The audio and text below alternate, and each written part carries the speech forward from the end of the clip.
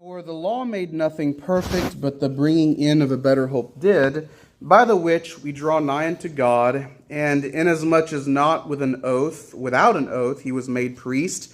For those priests were made without an oath, but this with an oath by him, that said unto him, The Lord swear and will not repent, thou art a priest forever after the order of Melchizedek. By so much was Jesus made a surety of a better testament. And they truly were many prophets, because they were not suffered to continue by reason of death. But this man, because he continueth forever, hath an unchangeable priesthood, wherefore he is able to save them to the uttermost that come unto God by him, seeing he ever liveth to make intercession for them. Before we begin, let's look in prayer. Father, we're thankful to be here today. We're thankful, Lord, for the opportunity and the privilege we have to come into your presence.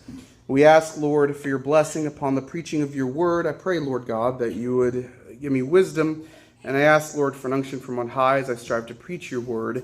I pray that your presence would be here in our midst. I pray, Father, that we not simply go through the motions of being here today, but that you truly meet with us. And I pray, dear God, that in all that's said and done today, that you'd be glorified and magnified above measure. We ask all these things in the name of your precious Son. Amen. Thank you. You all can be seated. Hebrews chapter number 7 is where we continue here in our study in the book of Hebrews. We took a break last Sunday morning, and we were in the book of Luke for that particular sermon. Here at the end of Hebrews chapter 7, to bring us all up to speed on the context of what's taking place, the writer here, as I've said many times before, just to remind us, is reminding the Jewish audience primarily that they indeed still have a high priest who is interceding on their behalf before the throne of God. During this time, as we recall, the temple had been destroyed. The Jewish nation, for all intents and purposes, had been scattered. And in their culture, as God had put in place, the priest or the priestly office was one of the greatest needs that they had. And so now they're scattered about. Now they are gone from their homes. The temple is destroyed, the place where they could meet with God. And so the writer, in an effort to give them comfort, to give them peace, reminds them of the hope that they have in Jesus Christ. The basis of that hope being that now Jesus has taken up the role as the great high priest. We've navigated a lot of questions and mysteries up until this point. One of the main ones being that Jesus was not a Levite. And if you recall in the Old Testament, as commanded by God, only a person of the tribe of Levi could be a priest. And if you are not of the tribe of Levi, you are not qualified to be a priest. And so the writer of Hebrews lays out the plan of God as seen in the book of Psalms, which, as I've said before, this is an expounding of that verse, that Jesus is a priest not after the order of the Levitical priesthood, but he's a priest after the order of Melchizedek himself. And so the writer establishes all of these things, and now at the end of chapter 7, he gives us 3 reasons why Jesus is a superior priest than all the priests that came before him. The first one we looked at a few weeks ago, or a couple of weeks ago, found between verses 20 and 22, that God has sworn that Jesus is a priest forever. When the other priests were instituted, God set in motion these laws, not laws of nature, but rather laws of priesthood, I guess.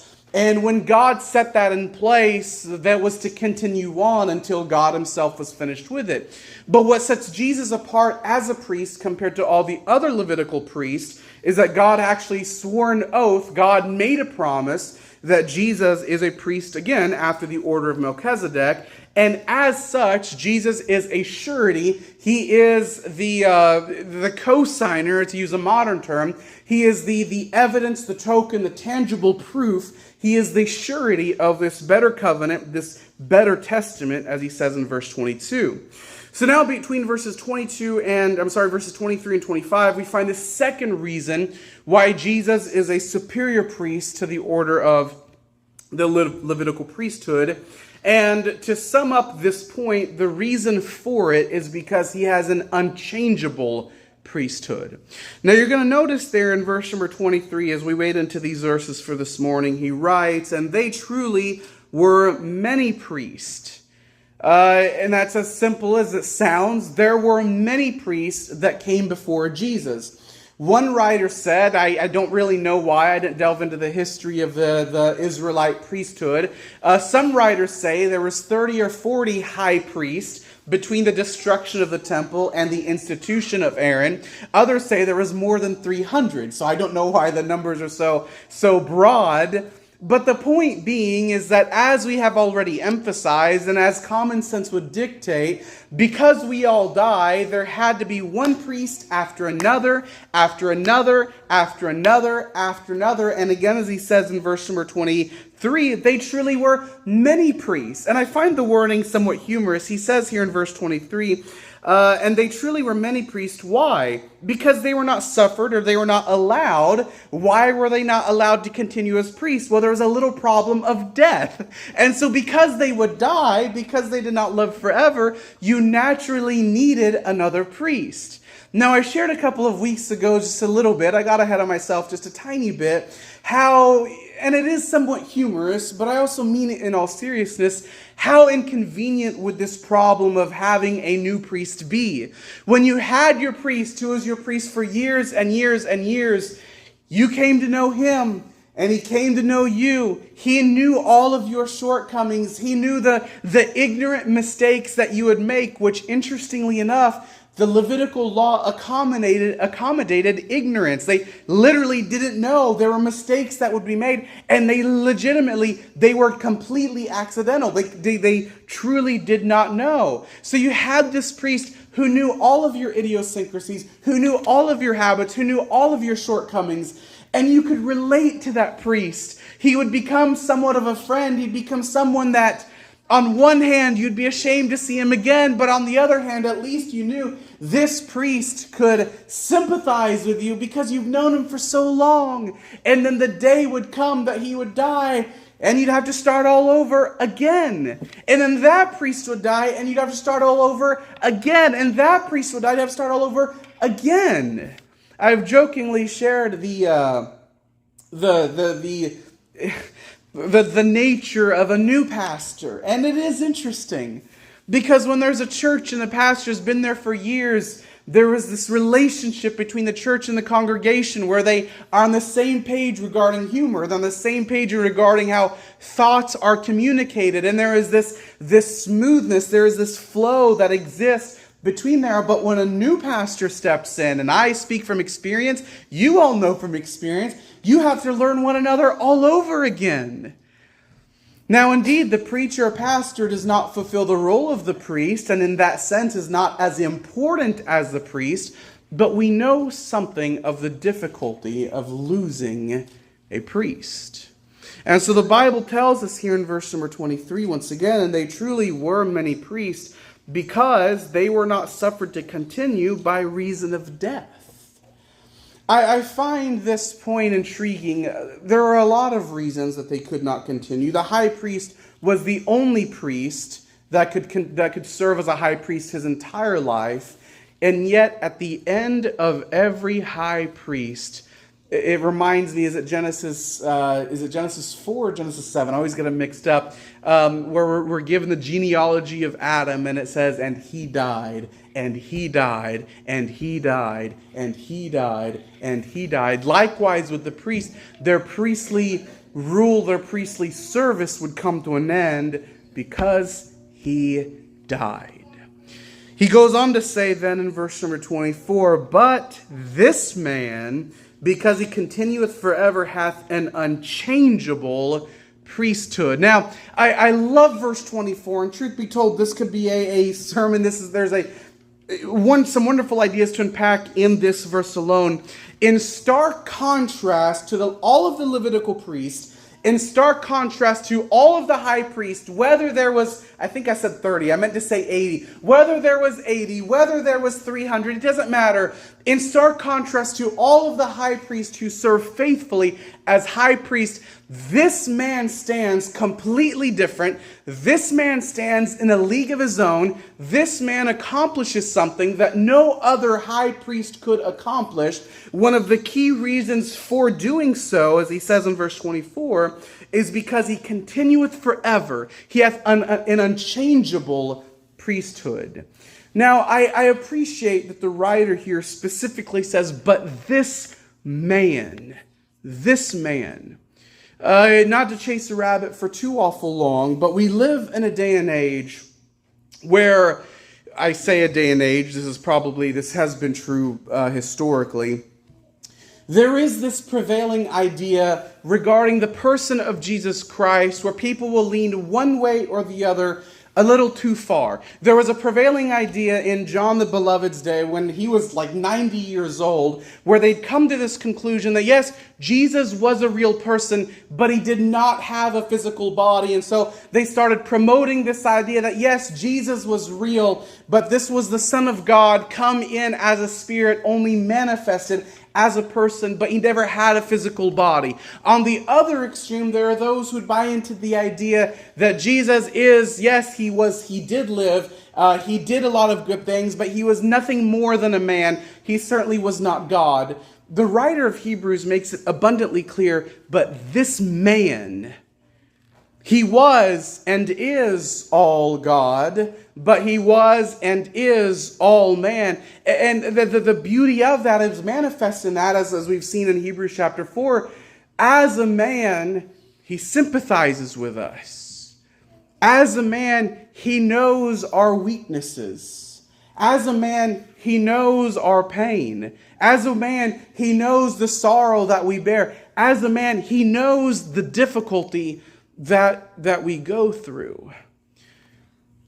But this man, again, stands in stark contrast. I think one fair question is how do we know he was a man? And when we worked through our way through the book of Matthew, I made sure to emphasize all these different things. But you understand that part of the reason we're told about all the things that Jesus experienced is that we would have historical proof that he really was man. When you get to Matthew, is it chapter 8, the end of chapter 8, or it might be the beginning of chapter 9, we're told that he went into the belly of the ship, a little bit closer to a boat in modern day and age, and he slept. He slept through that bad storm. Man, and you know that kind of good sleep, right? Sometimes only kids have that kind of good sleep. I mean, I'll look into Elena's room and she's just sprawled out in the middle of a storm, just gone. And so Jesus is there in the middle of the storm and he slept. What does that mean? He was tired. You read the chapter before that, he spent the entire day preaching and healing people. And if you've ever spent a day with people, it wears you out. I slept for like an hour and a half yesterday after dealing with some of the men I had to work with. I'm just kidding. But you understand that when you're busy, you become tired. And although he had a supernatural, deistic aspect about him as God, he still felt the weariness of being a man. We're told that he hungered. We're told that he wept. Well, what's all that for? Why did the gospel writers include that? So we would know for sure that he indeed was 100% man.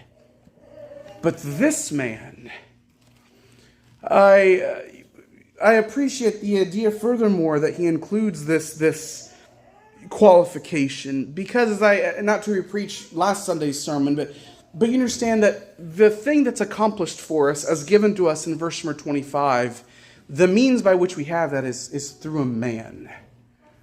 It's not an idea, certainly not an ideal, as we looked at last Sunday, but it's through a man. It is what separates Christianity from all other religions on a spiritual level, because, again, who we follow, it's not merely an idea. It's not merely some moral code. It's not merely an adaptation of a philosophy and living our life according to that philosophy. The very person that we're following is actually a man, you understand.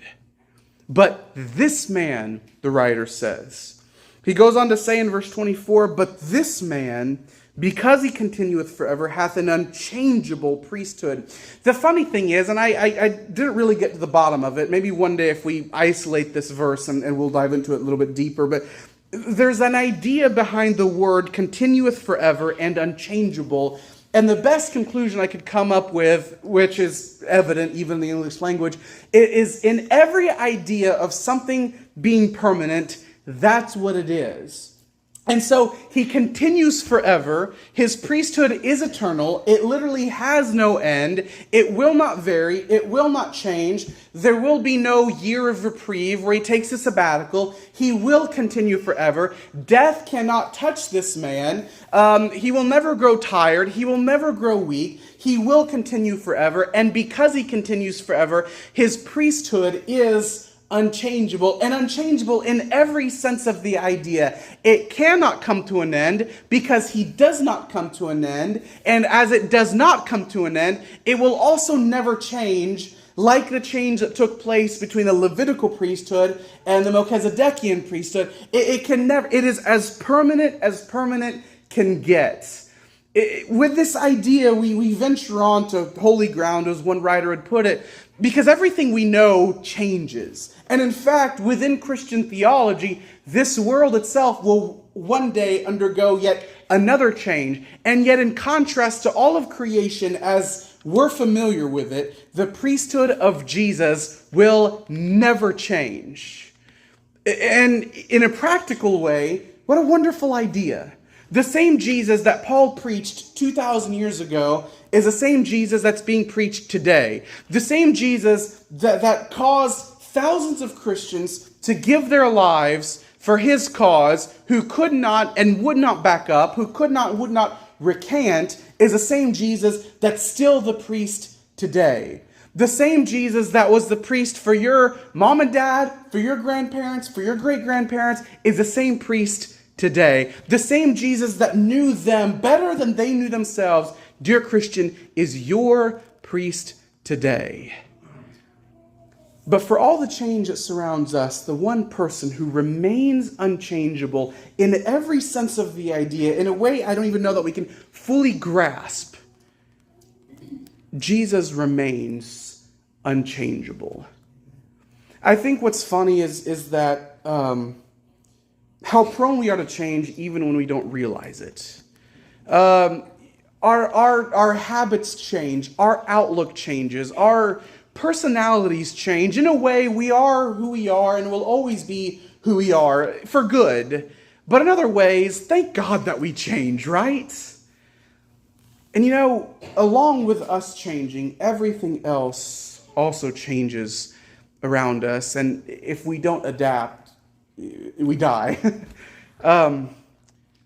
Change, as they've said, the only thing that does not change is change itself. And in fact, when change stops changing, it will no longer be change. You see what I'm saying, right? But the one absolute constant that we have as Christians is the person and work of Jesus Christ. And no matter what happens in this world, whether World War III breaks out after yesterday, whether it ushers in 100 years of peace, which probably that won't happen, the one constant that we always have is Jesus. He never changes. He never changes. Now, in verse 25, we come to the implication of this. I shared this a couple of weeks ago with verses 20 through 22. We have kind of the thesis or the statement, then we have the implication, right? So the thesis of the sermon today, or of this particular topic, again, as already seen in verse 23 and 24, is that Jesus does not change. Death cannot touch him. He does not change. So what is the implication of this unchangeable priesthood that Jesus Christ has? He says in verse 25, wherefore. Now, as I've shared before, pay attention to those words, because when you see those words, you know what's about to be said is based upon what was just said. So the implication of verse 25 is closely linked to what has been said in verse 23 and 24. Wherefore, the writer says, he is able to save them to the uttermost. The breadth of salvation needed is provided in Jesus Christ because he does not die, because his priesthood will never come to an end. And like the verse before this, the implications of this idea are vast. You take, for instance, in a way, I want to say this carefully, In a way, there are a lot of things in this world that can provide some degree of salvation for some problems in this world, okay? You take, for instance, and I do believe it, right? And he's built an entire business on this. Whether you like him or not, it doesn't really matter. There are some biblical principles in regards to finances that if you apply it, you will be better off financially. And Dave Ramsey has built an entire business industry on it. Now, I'm not saying I agree or disagree, I'm just observing what he has done. And a lot of the principles he sets forth, they come from Scripture. And so you could see how the Bible provides a form of salvation for something specific. But the truth is, he's not the only financial advisor in existence. And if you will listen to a lot of different people's wisdom regarding the specific area of finances, you will have a form of financial salvation, you understand. There's a lot of problems we deal with this in this world where there are different communities, there are different avenues, there are different things that are provided, different services provided that can provide a form of salvation in that specific context. But the only person who has ever provided salvation to the uttermost is Jesus Christ. Again, as one writer put it, the entire breadth of salvation needed is in Jesus. This is so significant because, again, it's found in smaller areas. But even if you have salvation in that small area, what are you going to do when you die? So you take, for instance, if I rack up $10 million in debt, and I somehow, by the time I die, pay off $10 million, that's a milestone.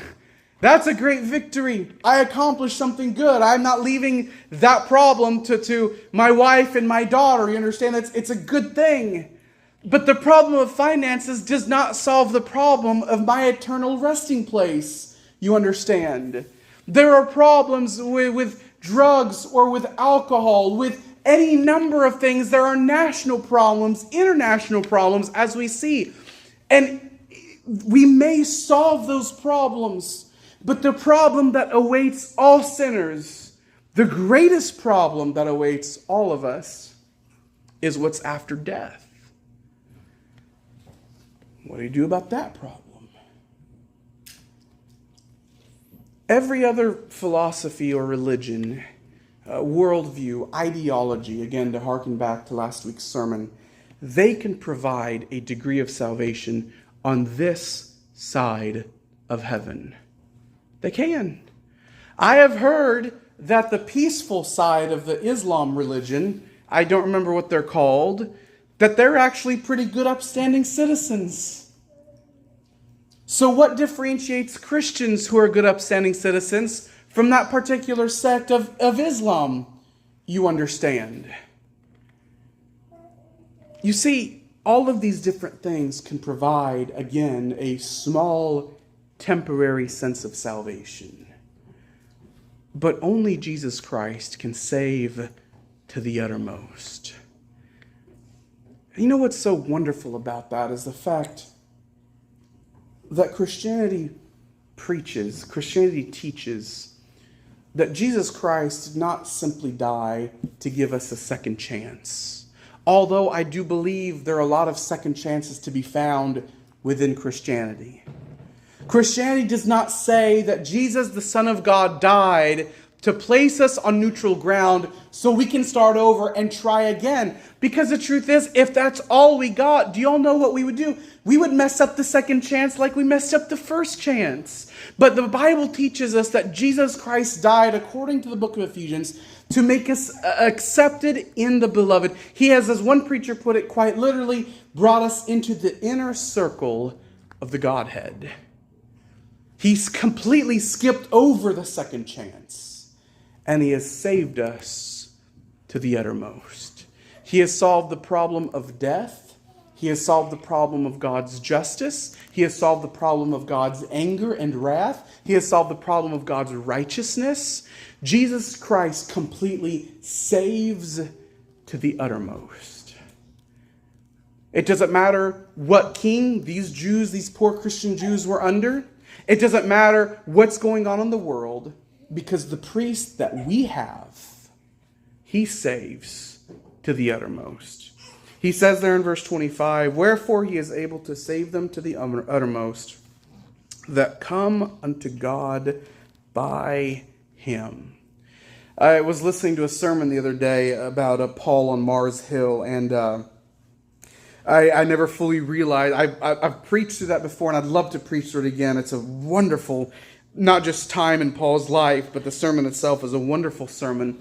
And interestingly enough, as he was dealing with the Epicurean and the Stoic philosophers there, both who, some deny God, some don't deny God, but the one thing they both share is that if there is a God, he is distant and uninterested in our matters. But when Paul came and preached to them, he not only acknowledged that there is a God, and this God may even be the God that they have in their mind, but he went further than any of them had ever gone. He said, not only is he the God of the universe, but he is also Lord. And you understand the idea behind the Lord, especially as seen from the 15 and 1600s, is that a Lord is someone you have to deal with. The writer here of Hebrews says, wherefore he is able to save them to the uttermost that come unto God. The inherent problem with sinners is that we are separated from God and we can't get to God. That's the whole point. We cannot clean ourselves up enough. We can't do enough good things that would outweigh the bad things that we've done, because the problem is not just the bad things that we've done. The problem is the sin nature that we all possess. So we cannot, in any inconceivable way, come to God. And yet, through this one person who saves us to the uttermost, we can come unto God. He brings us, as he says in verse 25, unto God. He says again, wherefore he's able to save them to the uttermost that come unto God by him. By him. The only way to heaven, dear listener, is through Jesus Christ. That is why he said, I am the way, the truth, and life. No man cometh unto the Father but by me. The way to God the Father is not through the church. The way to God the Father is not through our own good works. It is not through our own knowledge, our own piety. We cannot come to God the Father except through Jesus Christ. Now, he brings this thought to a close, and Lord willing, we'll finish up chapter 7 next week or the week after. And he says this, wherefore he is able to save them to the uttermost that come unto God by him, seeing he ever liveth to make intercession for them. In the reasoning he presents, he sandwiches the unchangeable nature of Jesus' priesthood around the thought that we are brought to God, we are saved to the uttermost. But notice, along with the fact he has an unchangeable eternal priesthood, he says this, he makes to make intercession for them. Now, the idea here is a wonderful idea, and I actually touched on this last Wednesday night just briefly. The first one is an idea we've already seen, right? And it's a picture of it is with the Levitical priest. So we are sinners, we cannot come to God, but with a priest, he is our liaison, he is our representative, he is our advocate, he on our behalf goes to God the Father. And in a gospel salvational sense, that's a powerful, beautiful, necessary idea for us. We can't come to God. I love what Job said there in Job chapter 9. He's discussing with his friends, right? His wonderful friends. With friends like him, Job did not need enemies, right? And so one of the things that Job laments is the fact that there is no daysman betwixt them that can lay his hand on them both. And in my words, as I've shared before, Job is essentially saying, there's no one who speaks God and also speaks man that could interpret for me between me and God. Likewise, There's no one that speaks God who speaks men, who can interpret for God. To me, there's no mediator between us and God. That's one of Job's lamentations there in Job chapter 9. But what we're taught here, and it's the theme that's been running through the book of Hebrews, is that now we have a high priest who intercedes on our behalf.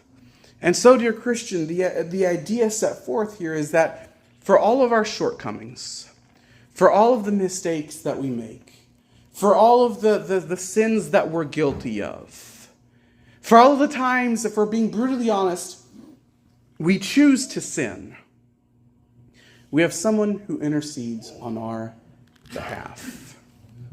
He intercedes on our behalf. I remember growing up, and our dad was fairly strict, and there would be times when we'd want something, or we'd want to do something, and we'd go to mom first, as it usually is. And mom, we want to do this, we want to go there, or whatever. And so we'll just go ask him. So, well, he's probably going to say no. It's like, well, just go ask him, and I'll talk to him. How wonderful it was there was someone to go on your behalf.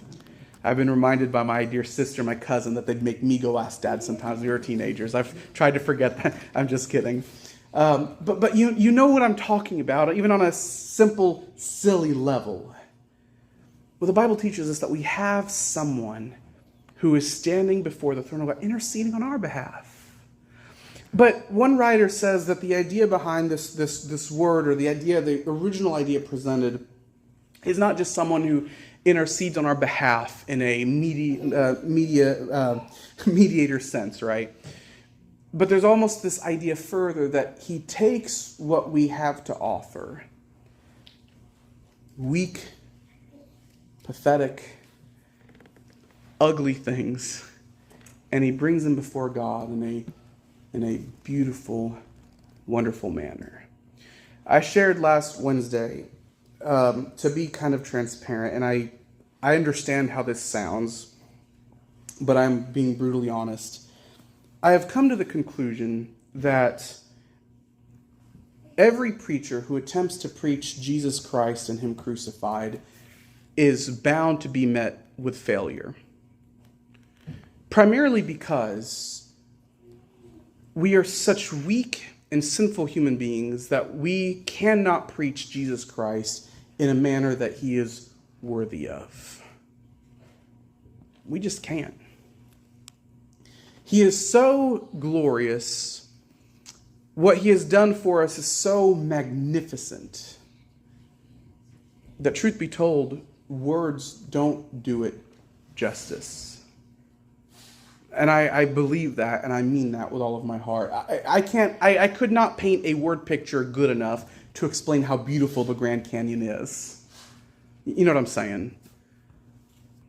I think that when we attempt to preach Jesus Christ and crucified, we will never do it in a way that He is worthy of.